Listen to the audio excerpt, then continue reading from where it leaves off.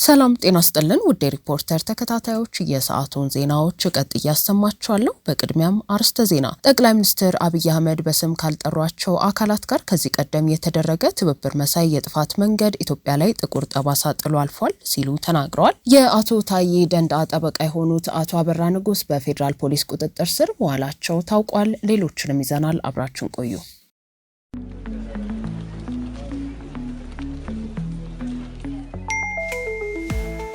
ለሰራተኞች ደሞዝና ተጨማሪ ክፍያዎችን ለመፈጸም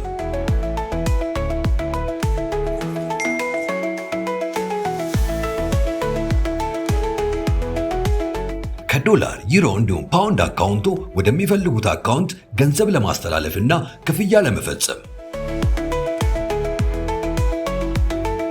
የረጅም ጊዜ የባንክ ስቴትመንቶችን በቀላሉ ለማግኘት የበረራ ትኬትን ካሉበት ሆኖ ለመግዛት እንዲሁም ማረጋገጫ ደረሰኝን ለማግኘት በተጨማሪም የተለያዩ ድርጅቶች ክፍያዎች ለመፈጸም የኢትዮጵያ ንግድ ባንክን የኢንተርኔት ባንኪንግ አገልግሎት ሲመርጡ በየትኛውም ጊዜና ቦታ ፈጣን እንዲሁም ጥራት ያለው የኢንተርኔት ባንኪንግ አገልግሎት ለማግኘት ያስችላቸዋል። የኢትዮጵያ ንግድ ባንክ ሁሌም የሚተማመኑበት ባንክ። ጠቅላይ ሚኒስትር አብይ አህመድ ከሰሞኑ ከአማራ ሚዲያ ኮርፖሬሽን ጋር በክልሉና በወቅታዊ ጉዳዮች ላይ በሰጡት ቃለ መጠይቅ አሁን ያለውን የጥፋት ጋብቻ ለመረዳት ኢትዮጵያውያን መጠየቅ ያሉባቸው ጥያቄዎችን ዘርዝረዋል። ትላንት ከነዚህ ኃይሎች ጋር በነበረን ትብብር መሳይ የጥፋት መንገድ ኢትዮጵያ ላይ ጥቁር ጠባሳ ጥለን አልፈናል። አሁን ደግሞ እንደገና ያንን የሚደግም ነገር ማድረግ ሌላ ጥፋት የሚያመጣ ይመስለኛል በማለት ገልጸዋል። ኢትዮጵያ ውስጥ ያሉ አካላት ታሪካዊ ጠላት ከሚባሉ አካላት ጋር ፈጥረውታል ስለሚባለው ያልተቀደሰ ጋብቻ ማብራሪያ በሰጡበት ወቅት ለመማር ለፈለገ ሰው ትላንት ኢትዮጵያ በዘመናት ታስተዳድር የነበረውን ቀይ ባህር አታ የጂኦግራፊ እስረኛ የሆነችው ከነዚህ ኃይሎች ጋር በነበረ ትስስር ነው ሲሉ ተናግረዋል። ጠቅላይ ሚኒስትሩ ስማቸውን በግልጽ ካልጠሯቸው አካላት ጋር ተያይዞ ከነዚህ ኃይሎች ትስስር ውጪ ኢትዮጵያን የጂኦግራፊ እስረኛ ማድረግ የሚችል ምንም አይነት ነገር አልነበረም ብለው በተፈጠረው ያልተቀደሰ ጋብቻ ግን ታሪካዊ ጥፋት ተፈጽሟል ብለዋል። ለመማር ለፈለገ ሰው ትናንት ከነዚህ ኃይሎች ጋር በነበረ ትብብር ኢትዮጵያ በዘመናት ታስተዳድር የነበረውን ቀይ ባህር አጥታ የጂኦግራፊ እስረኛ የሆነችው በእነዚህ ኃይሎች ጋር በነበረ ትስስር ነው። ከነዚህ ኃይሎች ትስስር ውጪ ኢትዮጵያን ጂኦግራፊክ እስረኛ ማድረግ የሚችል ምንም አይነት ነገር አልነበረም። የኛው እንክርዳቶች ያልተቀደሰ ጋብቻ ፈጥረው አጠቃላይ የዓለም ሁኔታን ፈቅዶላቸው ነው ኢትዮጵያን አሁን ያለውን ትውልድ ሳይሆን በጣም ብዙ ትውልድ ዋጋ የሚያስከፍል ታሪካዊ ጥፋት የተፈጸመው። ከነዚህ ኃይሎች ጋር የሚደረገው ሌላው ሽርጉድ መሰል ጥፋት ከማምጣት ውጪ ለኢትዮጵያውያን ምንም አይነት ጥቅም አያመጣም። ከነዚህ ኃይሎች ጋር የተደረገውን ትብብር ጥቅምና ጉዳት ለመመዘን አንዳንድ ጉዳዮች ብቻ አስታውሰህ ጠይቀህ ከገመገምክ ሁኔታው ምላሽ ያገኛል። የአማራ ህዝብ እንደ ህዝብ በጠላትነት ፈርጆ የኖረው ማን ነው? የአማራን ህዝብ በድርጅቱ ጽሁፎች፣ ሰነዶች እንደ ጠላት አስቀምጦ እታገለው ያለው ኃይል ማን ነው? የአማራን ህዝብ እንደ ህዝብ በትግል ዘፈኖቹ፣ በፖለቲካ ሰነዶቹ ህዝብን በሚከፋፍል አንዱን ገዢ አንዱን ተገዢ አንዱን በዳይ አንዱን ተበዳይ በሚያደርግ መንገድ የትርክት ስብራት ያልነውን የሐሰት ትርክት ብሔሮች ከብሔሮች ጋር የተጋመዱ የተዋሃዱ አብረው የኖሩ የተጋቡ ሳይሆኑ አንደኛው ያጠፋው አድርጎ የሳለው አሁን የምናየው ጥንቅጥ የፈጠረው የምን ፖለቲካ ውጤት ነው?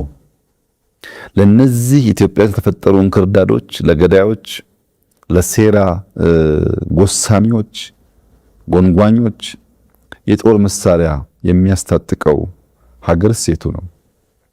ከለላ መከታ ሆኖ ኢትዮጵያን የጂኦግራፊክ እስረኛ ቀይ ባህር አልቦ የሆነች ሀገር እንድትሆን ለነዚህ ኃይሎች ከለላ ይሰጥ የነበረው ሀገር የቱ ነው? እነዚህ ጥያቄዎች ማንሳት የሚችል የትኛውም ኢትዮጵያዊ አሁን ላልተቀደሰ ጋብቻ ምላሽ ያገኛል። ትናንት ከነዚህ ኃይሎች ጋር በነበረን ትብብር መሳይ የጥፋት መንገድ ኢትዮጵያ ላይ ጥቁር ጠባሳ ጥለን አልፈናል። አሁን ደግሞ እንደገና ያንን የሚደግም ነገር ማድረግ ሌላ ጥፋት የሚያመጣ ይመስለኛል። ጠቅላይ ሚኒስትሩ አያይዘውም አጼ ዮሐንስን ለማጥቃትና የአጼ ዮሐንስን ሕይወት የነጠቀ ኃይል ለምን መጣ ብለው ሳይመዝኑ ሄደው ጋብቻ የፈጠሩ ሰዎች ኢትዮጵያን የጂኦግራፊ እስረኛ አድርገዋታል ያሉ ሲሆን ኢትዮጵያ የጂኦግራፊ እስረኛ እንዴት ሆነች? ማን ማንን ረዳ ብለው ማየት ያልቻሉ ሰዎች ደግሞ ምን ጥፋትና መዘዝ ሊያመጡ ዛሬ አዲስ ያልተቀደሰ ጋብቻ ለመፍጠር እየሞከሩ እንዳሉ እያንዳንዱ ዜጋ ወጣ ብሎ ማየት ያስፈልገዋል በማለት ተናግረዋል። የአቶ ታዬ ደንደአ ጠበቃ የሆኑት አቶ አበራ ንጉስ በፌዴራል ፖሊስ ቁጥጥር ስር መዋላቸው ታወቀ። የህግ ባለሙያና ጠበቃው አቶ አበራ ንጉስ ዛሬ ንጋት 1 ሰዓት ከ50 አካባቢ የታጠቁ የፌዴራል ፖሊስ አባላት በህግ ይፈለጋሉ በሚል ከመኖሪያ ቤታቸው እንደወሰዷቸው ታውቋል። ሪፖርተር ያነጋገራቸው የጠበቃው የቅርብ ሰዎች እንደገለጹት ከጠዋቱ 1 ሰዓት ከ50 አካባቢ የፖሊስ ተሽከርካሪ የያዙና የፌዴራል ፖሊስ አባላት የሆኑ ወደ መኖሪያ ቤታቸው ሄደው መታወቂያ በማሳየት ለጥያቄ በህግ እንደሚፈለጉ ነግረዋቸው ወስደዋቸዋል። የህግ ባለሙያው የተወሰዱት ሰሚት ተብሎ በሚጠራው ሰፈር 20 ሜትር የተባለ አካባቢ ከሚገኘው መኖሪያ ቤታቸው መሆኑንና ወደ ሜክሲኮ የፌዴራል ፖሊስ ወንጀል ምርመራ ቢሮ ሊወሰዱ እንደሚችሉ የገለጹት ምንጮች ስለተያዙበት ምክንያት ዝርዝር መረጃ ማወቅ አልቻልም ብለዋል። ጠበቃና የህግ አማካሪው አቶ አበራ ንጉስ ከመደበኛ የህግ ስራቸው ባለፈ በፖለቲካዊ ጉዳዮች ላይ አስተያየት የሚሰጡ መሆናቸውን የሚገልጹት የጠበቃው የቅርብ ሰዎች የመታሰራቸው ምክንያትም በፖለቲካዊ ጉዳዮች ላይ የሚሰጧቸው አስተያየቶች ሊሆኑ እንደሚችሉ ግምታቸውን ተናግረዋል። ይህ ዘገባ እስከተጠናቀረበት ጊዜ ድረስ በቁጥጥር ስር እንደዋሉ ይገኛሉ። አቶ አበራ ንጉስ በእስር ላይ የሚገኙ በርካታ ፖለቲከኛና ጋዜጠኞችን ከተለያዩ ፖለቲከኞች ጋር በጋራ በመሆን በእስር ቤት እየተገኙ እንደሚጎበኙ በማህበራዊ ትስስር ገጻቸው የሚያስታውቁ ሲሆን በተጨማሪም በቃለ መጠይቆችና በማህበራዊ ትስስር ገጽ ጽሁፎቻቸው በፖለቲካዊ ጉዳዮች ላይ እስከ ትላንት ምሽት ድረስ ሲጽፉ መቆየታቸውን ለማወቅ ተችሏል። አቶ አበራ ንጉስ በአሁኑ ሰዓት በእስር ላይ የሚገኙት የቀድሞ የሰላም ሚኒስትር ዴኤታና የጨፌ ኦሮሚያ አባል አቶ ታዬ ደንደአ የህግ ጠበቃ ሆነው የፍርድ ቤት ሂደቱን እየተከታተሉ መሆናቸው ይታወቃል።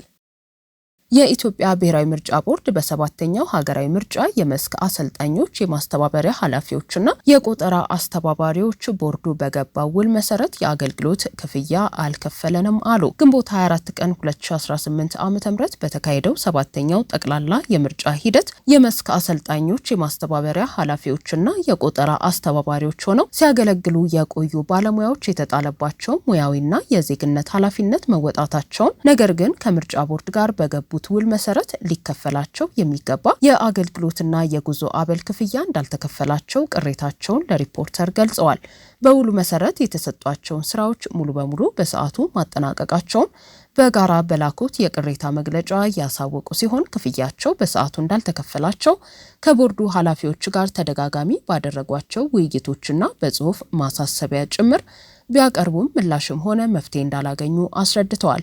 በዋናነት ቦርዱ በገባው ውል መሰረት ክፍያዎቹን በወቅቱ የመፈጸም ግዴታውን ባለመወጣቱ በባለሙያዎቹ ላይ ከፍተኛ የኢኮኖሚና የስነ ልቦና ጫና መፈጠሩን፣ በወቅቱ በነበረው አስቸጋሪና ተለዋዋጭ የስራ ሁኔታ ምክንያት የተፈቀደውንና በውሉ የሰፈረውን የጉዞና የዕለት የውሎ አበል እስካሁን እንዳልተከፈለ እንዲሁም የውሉን መንፈስ የሚቃረን ድርጊት መፈጸሙ ቅሬታ እንደፈጠረባቸው አብራርተዋል። በተጨማሪም የምርጫ ቦርድ ኃላፊዎች ለጉዳዩ መፍትሄ እንዲሰጡ ተደጋጋሚ ጥያቄዎች ቢቀርቡላቸውም በባለሙያዎች መብት ላይ ግዴለሽነትን እያሳዩ ነው በማለት ከሰዋል። ሪፖርተር ጉዳዩን በማስመልከት ብሔራዊ ምርጫ ቦርድ ማብራሪያ እንዲሰጥ ባቀረበው ጥያቄ መሰረት ቦርዱ ለምርጫ አስፈጻሚዎች ስልጠና ለመስጠት መስፈርቱን አሟልተው የተመለመሉና ስልጠና የወሰዱ ባለሙያዎች ወደ ስልጠና ከመሰማራታቸው በፊት የአሰልጣኞች ስልጠና በሚሰጥበት ጊዜ መገኘት፣ በስልጠና ወቅት ሰዓት መቆጣጠሪያ በአግባቡ መፈረም፣ ስልጠናውን ሲያጠናቅቁ የስራ ውል መፈረምና ስልጠና በሚሰጡበት ወቅት የሰዓት መቆጣጠሪያ በየቀኑ መፈረም እንደሚጠበቅባቸው ገልጿል።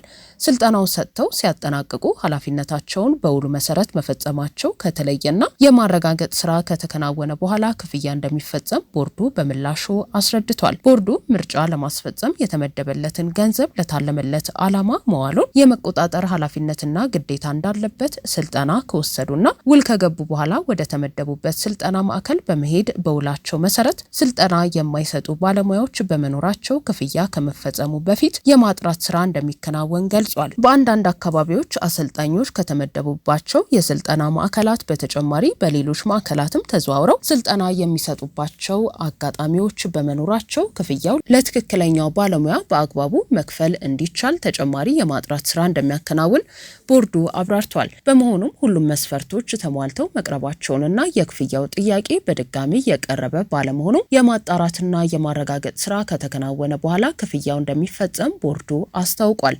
በተጨማሪም ምርጫው የተካሄደው የበጀት መዝጊያው በተቃረበበት ወቅት መሆኑን በማስታወስ በመደበኛ በጀትና በምርጫ በጀት የፈጸማቸውን በርካታ የአገልግሎት ግዢዎች ክፍያ በተመሳሳይ ጊዜ እየተፈጸሙ ስለነበሩና ውስን ክፍያዎች ተፈጽመው ከመጠናቀቃቸው በፊት የቦርዱ ካዝና ውስጥ የነበረው በጀት ሙሉ በሙሉ ክፍያ ተፈጽሞበት መጠናቀቁን ጠቁሟል። በተመሳሳይ ጊዜ የበጀት ዓመቱ በመጠናቀቁ ቦርዱ ተጨማሪ በጀት እንዲለቀቅለትና የቀሩትን ውስን ክፍያዎች ከፍሎ ማጠናቀቅ እንዲችል ጥያቄ አቅርቦ በመጠባበቅ ላይ እንደሚገኝ አክሏል። ውድ ሪፖርተር ተከታታዮች የሰዓቱ ዜናዎቻችን እነዚህ ነበሩ። ስላደመጣችሁን ከልብ እናመሰግናለን።